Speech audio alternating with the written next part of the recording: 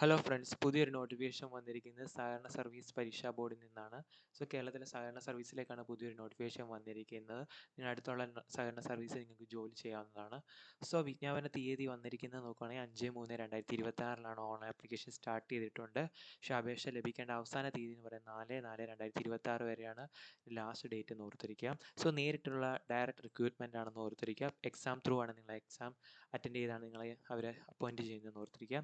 Category number 13/2026 system administrator എന്ന് പറയുന്ന തസ്തികയിലേക്കാണ് വിളിച്ചിരിക്കുന്നത്. ക്വാളിഫിക്കേഷൻ നോക്കുകയാണെങ്കിൽ MCA or BTech in computer science or electronic communication or information technology, അതായത് MCA അല്ലെങ്കിൽ BTech ഈ പറഞ്ഞിരിക്കുന്ന 3 ട്രേഡിൽ പഠിച്ചവർക്ക് അപ്ലൈ ചെയ്യാൻ പറ്റും. അതോടൊപ്പം നിങ്ങൾക്ക് വേണ്ട ക്വാളിഫിക്കേഷൻ എക്സ്പീരിയൻസ് വേണം.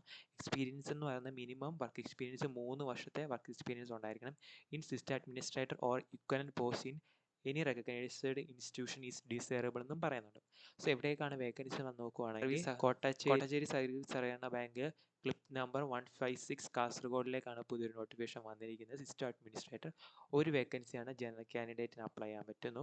26,000 മുതൽ 63,000 വരെയാണ് നിങ്ങൾക്ക് സാലറി എന്ന് ഓർത്തിരിക്കുക. ഏജ് ലിമിറ്റ് നോക്കുകയാണെങ്കിൽ 18 മുതൽ 40 വയസ്സ് വരെയുള്ളവർക്ക് അപ്ലൈ ചെയ്യാൻ ഓർത്തിരിക്കുക. എക്സാം ത്രൂ ആണെന്ന് പറഞ്ഞു. 100 മാർക്കിൻ്റെ ക്വസ്റ്റ്യൻ ആണ്. ഈച്ച് ക്വസ്റ്റിന് 1 മാർക്ക് വെച്ചിട്ടാണെന്നും പറയുന്നുണ്ട്.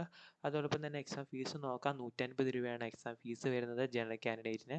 അതോടൊപ്പം തന്നെ നിങ്ങൾ 50 രൂപ, ഇപ്പം 150 രൂപ നിങ്ങൾ എക്സാമിന് അടച്ചു. ഇനി നിങ്ങൾക്ക് തുടർന്നുള്ള ഓരോ സംഘത്തിലേക്ക് നിങ്ങൾ അപേക്ഷിക്കുകയാണെങ്കിൽ 50 രൂപ അഡീഷണൽ ആയിട്ട് അടയ്ക്കണം. മിനിമം 150 രൂപയാണ് ഫിക്സഡ് നിങ്ങൾ ആദ്യം പേയ്മെൻറ്റ് ചെയ്യേണ്ടത്. അഡീഷണൽ നിങ്ങൾ വേറെ ഇതിൻ്റെ തന്നെ വേറെ സഹകരണ സർവീസിലോട്ട് ബാങ്കിലേക്ക് നിങ്ങൾ അപ്ലൈ ചെയ്യുവാണെങ്കിൽ അഡീഷണൽ 50 രൂപ അടയ്ക്കണമെന്നും പറയുന്നുണ്ട്. SC/ST കാൻഡിഡേറ്റിന് 50 രൂപയാണ് എക്സാം ഫീസ്. അവർക്കും അഡീഷണൽ 50 രൂപ അടയ്ക്കാനായിട്ട് വരും. നെക്സ്റ്റ് നിങ്ങൾ വേറെ സഹകരണ സർവീസിലേക്ക് അപ്ലൈ ചെയ്യുവാണെങ്കിൽ, അതായത് ഈ സിസ്റ്റം അഡ്മിനിസ്ട്രേറ്ററിൻ്റെ വെച്ചിട്ടുള്ള വേറെ സഹകരണ സർവീസിലേക്ക് അപ്ലൈ ചെയ്യുകയാണെങ്കിൽ 50 രൂപ അഡീഷണൽ അടയ്ക്കേണ്ടതായിട്ട് വരും.